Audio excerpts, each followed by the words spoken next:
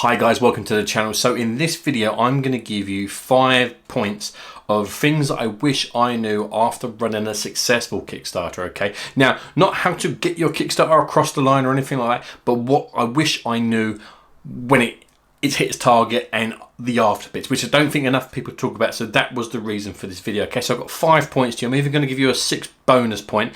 Now make sure you stay to the end because that is the most important one, okay? But just to give you a little bit of context about why this video is happening is I'm going to be running my 3rd Kickstarter in a couple of days, and I'm not shilling it at all and saying, you know, back it, that kind of thing, because you'd be watching this video 6 months, 12 months, you know, 10 years from now, that kind of thing. But the reason why I wanted to explain it is because I did my first one about 5-6 years ago, and it fell on its ass, didn't get anywhere near funding, and I learned a lot from that.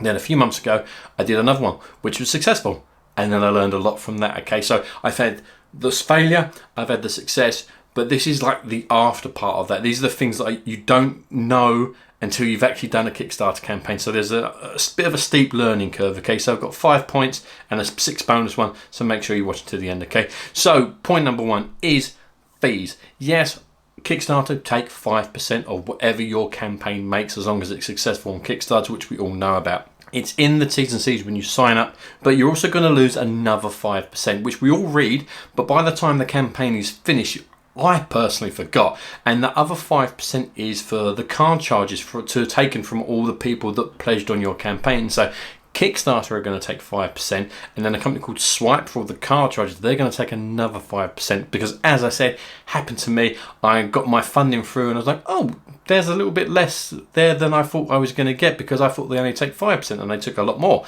And then I queried it and they said, no, that's the card charges, which again, 30 days after you start the campaign, you do kind of forget that. So that's something to bear in mind, that you need to allow for 10% within your campaign that's going to go to other people that you're not going to get, okay? So leading into point number 2 is postage, okay? So as well as that 10% that you're going to allocate to go to Kickstarter and Swipe, I personally would make sure you allow for at least another 10% to be laid aside for postage that goes missing or damaged. And the reason for this is I thought I put a nice little pocket of money away for comics that got lost and stolen and that damaged, that kind of thing.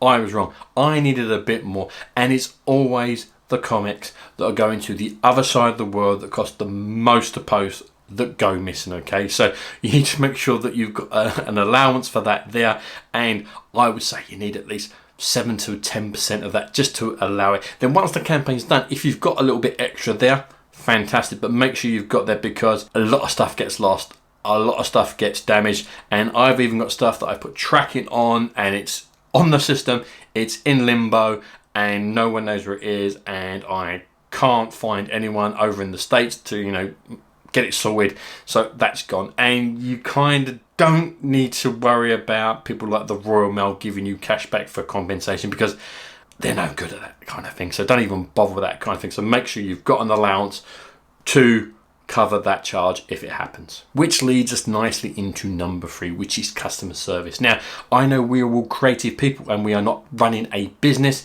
but you need to get out of that mindset and remember that you are a company for this Kickstarter campaign, okay? So all the people that have kindly pledged and given you money to pre-order and help support your work are now your customers, okay?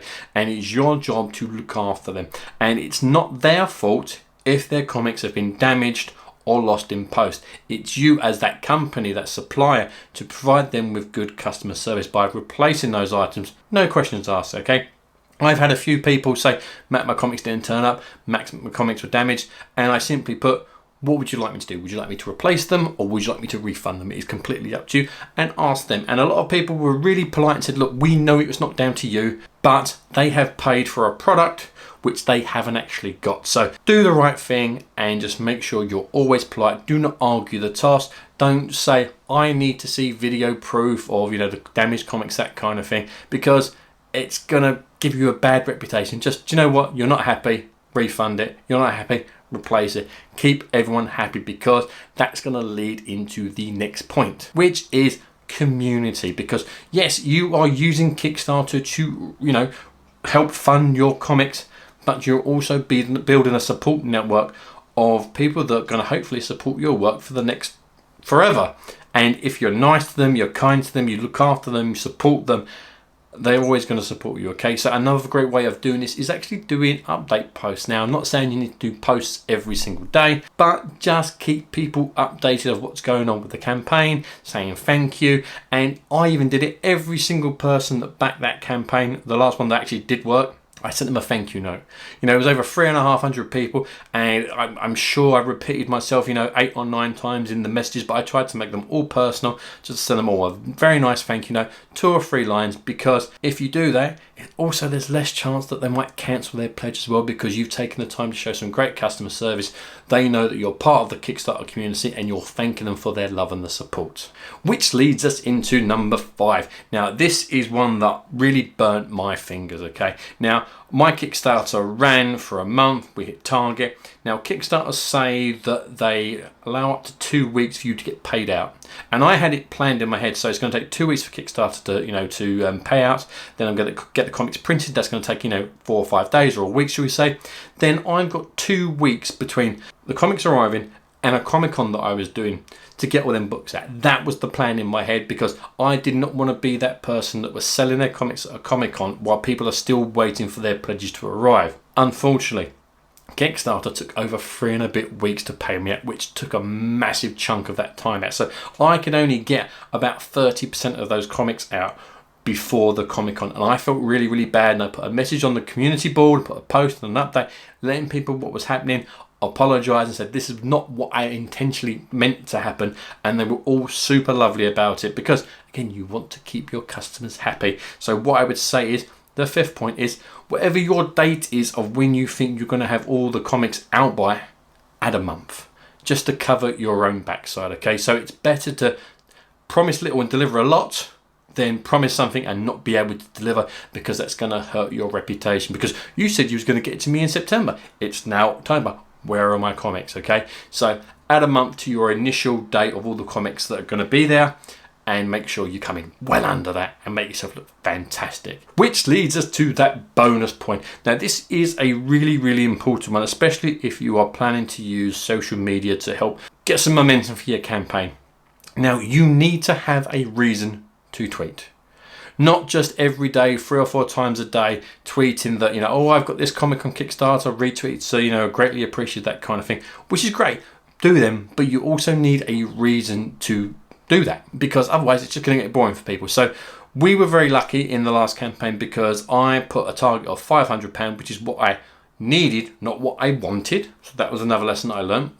Do what you need, not what you want, because if you don't get what you want, you're not going to get backed and you're not going to get over your target maybe. So I put in what I needed, but because the target was only £500, I always had a reason to tweet.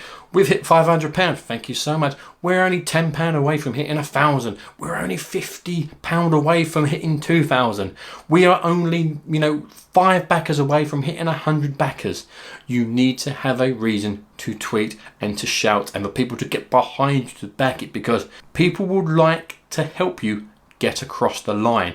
Yes, if it's a big target, you're on like £1,000 and your target's £5,000 the last week and you've got a massive marathon to run, that's going to be a tough one. But if you're already over target and the next kind of target that you've got in your head is like, I need to get to £1,500, I'm £100 short, people will rally round you to get you across that line, because people like to help people go, well, I'll be his 100th backer. Or, oh, it's only £10. I was going to wait until I got paid, but, I'll back it now rather than later, and I'll help them get across that line. People are great. People will help. People are your community, and people love comics. And if you're on Kickstarter, it's going to help, okay? So make sure you have a reason to tweet. Be very humble, be very grateful, be very appreciative of all the support and love that you're going to get on that platform and other social media platforms, okay? And don't worry about annoying people on social media about tweeting about your Kickstarter, okay? And this is coming from a place of love, and I hopefully it doesn't annoy too many people, but I've got 4,000 followers on Twitter, which is a fair decent amount. Not huge amounts, but it's a fair decent amount, okay? The algorithm on Twitter and all the other social medias works a bit funny, so we're worried that we're going to annoy people with our tweets, but sometimes the algorithm doesn't show all your followers your tweets. Just the way it works. Same as this channel, it's trying to put YouTube is trying to put the right video in front of the right audience member. Twitter, Instagram, LinkedIn, whatever you're using, their goal is to keep you on the platform for longer, so they want to put the right content in front of the right people, okay? Don't feel bad that you are annoying people with your tweets about your campaign, okay? One, because not everyone's going to see it. So that's one thing, so you don't need to worry about that. Two, if people are getting annoyed by it, do you know what? Let them get annoyed. There's a mute button. They can mute you. They can mute the campaign name. Doesn't matter. They don't want to see it. But the other thing is if people are seeing it and they're not retweeting it, they're not helping you anyway. So why do you care? And, leave it there. It's like, if they're not going to help spread the word, I don't care if they see it 800 or 900 times a month. Because, they're not helping me get my comic made. They're not helping support me to get the comic. So I don't care. I will tweet about my comics 10, 15, 20 times a day if it means I'm going to get across that line and I'm going to be able to make more comics, okay? And that's the kind of mindset that you have. Because as I said, people can just mute you. Or in my case, they'll probably block me. So hopefully that helped. I will see you in the next one and speak to you soon. Bye.